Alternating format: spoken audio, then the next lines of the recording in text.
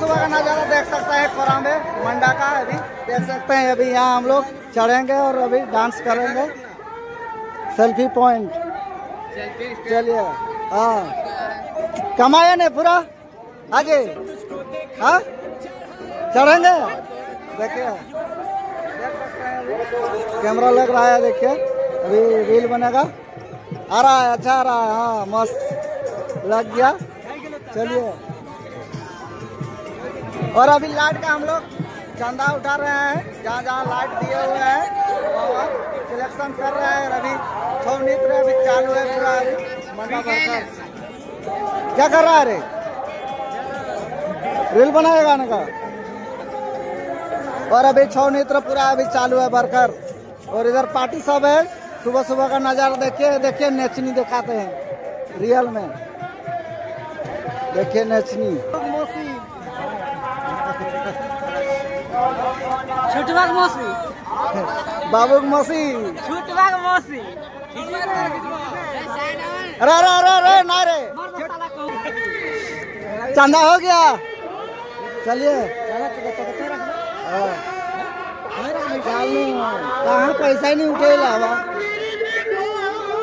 पूरा सुबह सुबह देख सकते हैं। अभी पूरा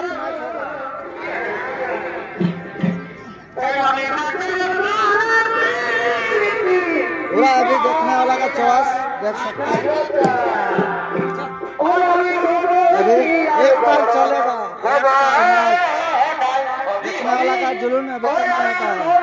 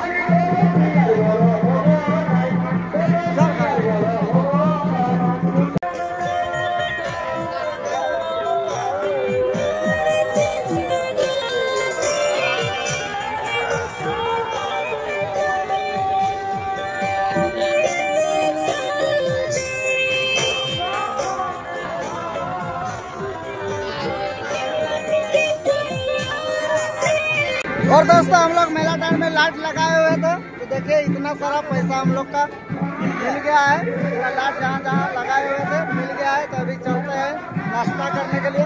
क्या चलिए, और बचेगा वो वाला पैसा फिर पार्टी चलेगा क्या।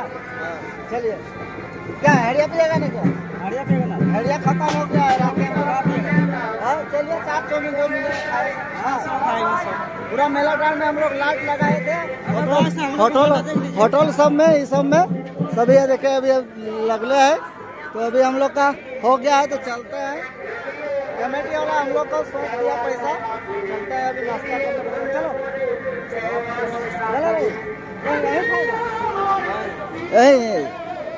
यही खाएगा।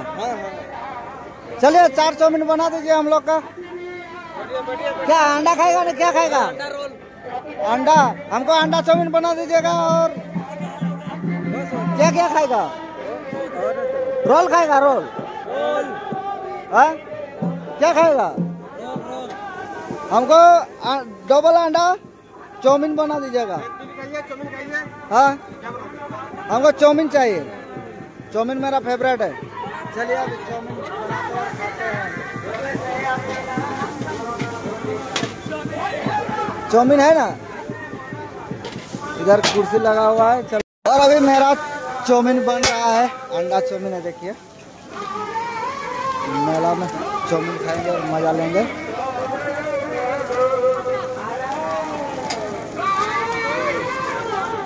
और दोस्तों देख सकते हैं चौमिन मिल गया है, अंडा चौमिन। चलिए अभी खाते हैं। और ये अंडा रोल खा रहा है। और हमको इधर चल गया है। चलिए अभी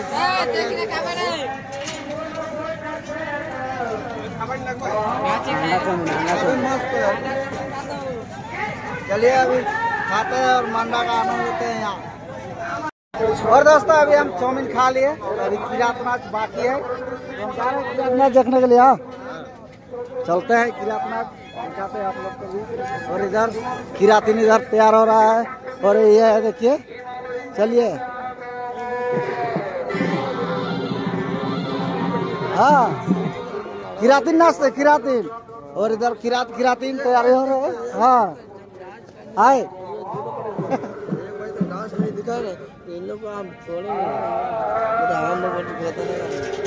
है नाचते किरात। चल चलते हैं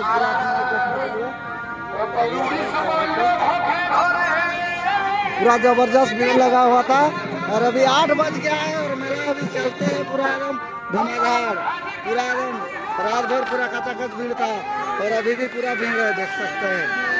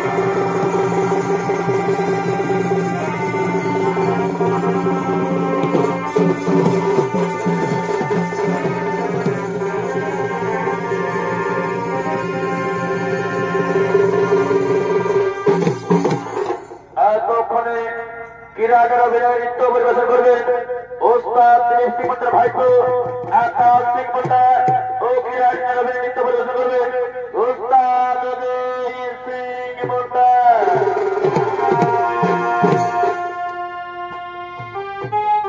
রসে রসে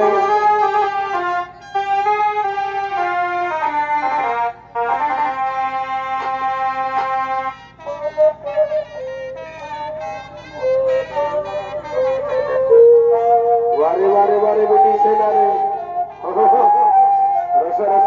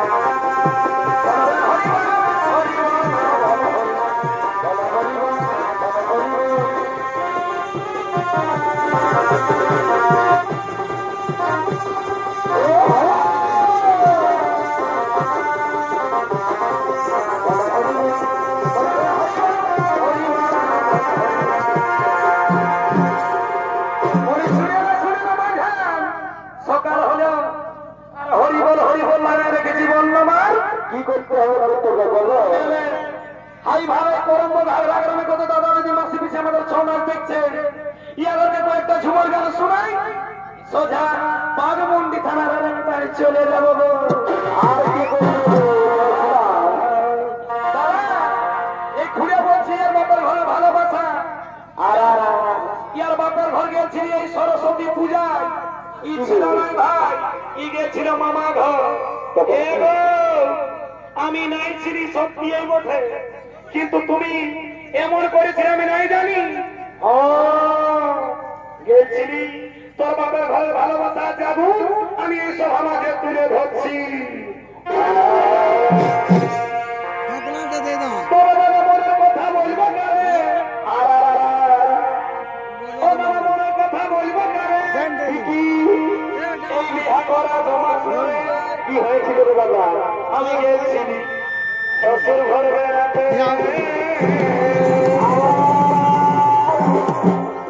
এই ছিল আমার তিনটা শালি তখন কি হয়েছিল বলে আমার দাদা কখন আর এই জলের ক্ষতি দিল যাতে যাতে যখন পা ধুয়ে যখন ঘরকে সামাই তখন কি বললে আমার শাশুড়ি বলে বসো জামাই আর हमके बिछड़ दिलो खोल दिया कथा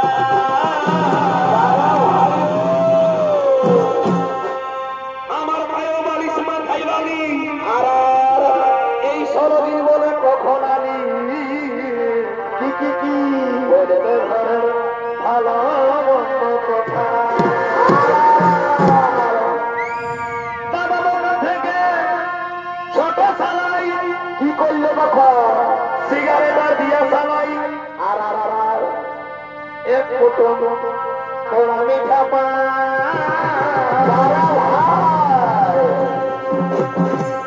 এই আনে দিল তাড়াতাড়ি ইয়ার ভাই এক বান্ডিল চাবি বেরি আর বলছে মোহন তুই বসে বসে তখন আরাম করে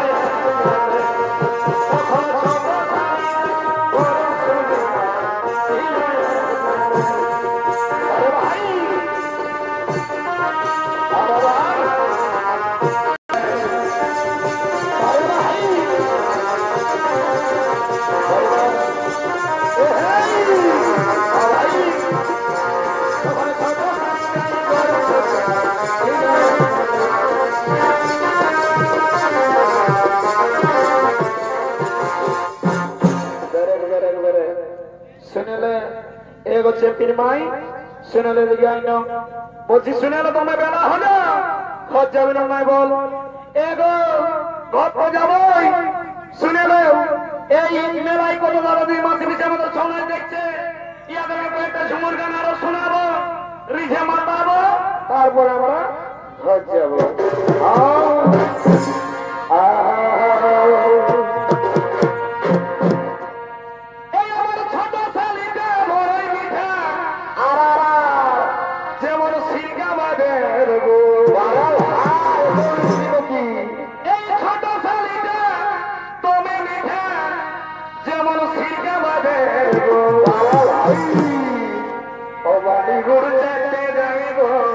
আর কি হলো ভাই ও বাড়ি ঘুর চাটতে যাই গো ঝামিয়া পালালো কোটো চাটতে যাই গো ঝামিয়া পালালো কোটো চলো ভাই যাও শান্তি কামাদের গো চলো ভাই যাও বাড়ি ঘুর চাটতে ঝামিয়া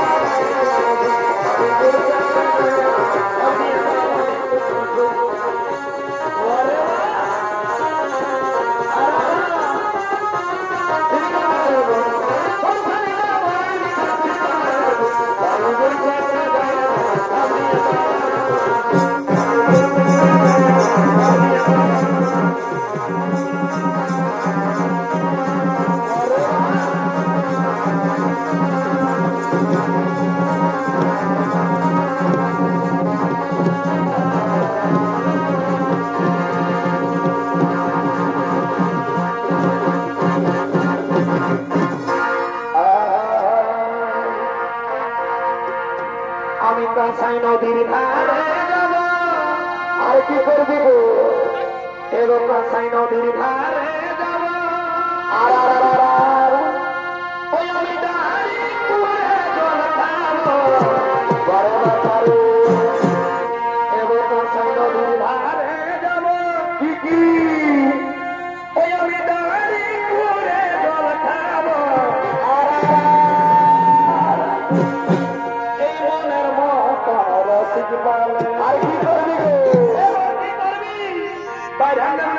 করবি গো এগো মনের মতো রসিকানা মাই মনে বাবা হে যা করবো এই সভা মাঝে তুলে ধরছি এত দাদা দিদি আমার মাছ দেখছে তুমি খুঁড়ে দেখতে পাবো আমি কি করবো এই মনের মতো রসিক বলে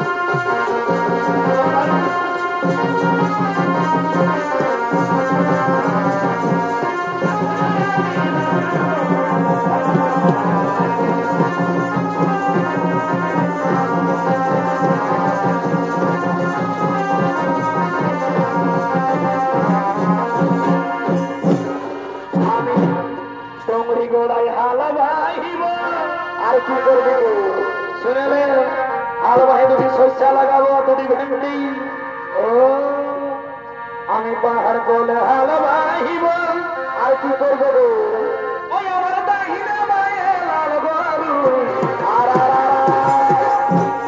এবার পাছে বাছে তেরি করব এগো বাছে বাছে তেরি করব ওদের হাতে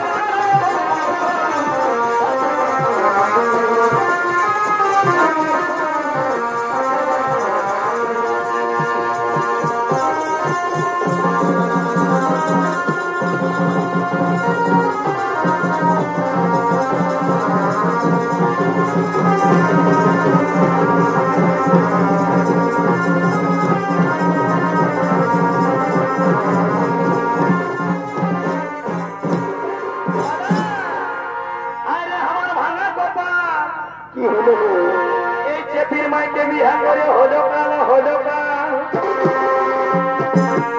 যেমন বউ জুটেছে এত লোক ভবিষ্যের পালা এই দিনে 3 বার 4 বার খাস দাদা দিনে 3 বার 4 বার খাই আর কি করে তো এ ভাই পরের ঘরকে বুঝতে যায় ইয়ার চালি চলন দেখে দিশা খারাপ দাদা এই মাগি এই চুরু হুকুমারি হয়ে গাল দিব না কিন্তু ফলানি করে ভাড়া নিব আমার পেটি বলে কেমন বলো না এ দাদা এই মাগি বেলে সাকি ভাই রে কি করবো ভাই আমার কোনো কথা শোনে না ওই আমার যতই খরচা লাগে ভাগত ঘরে দিয়া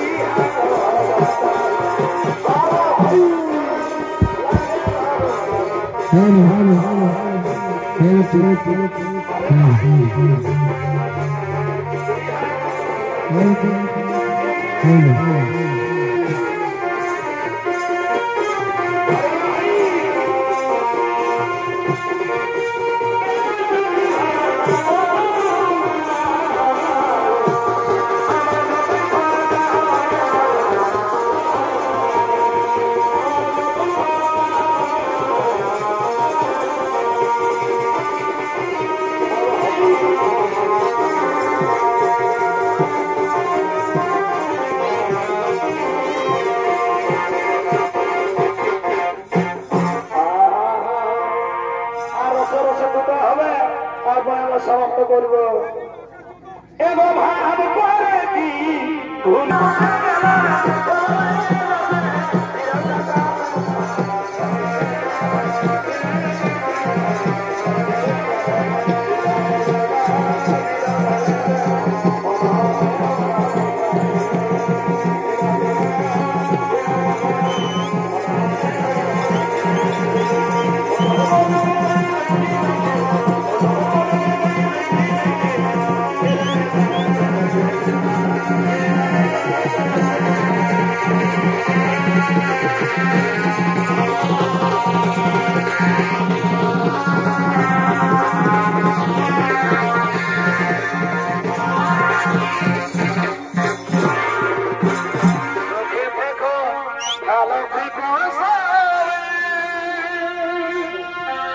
আসবো আমার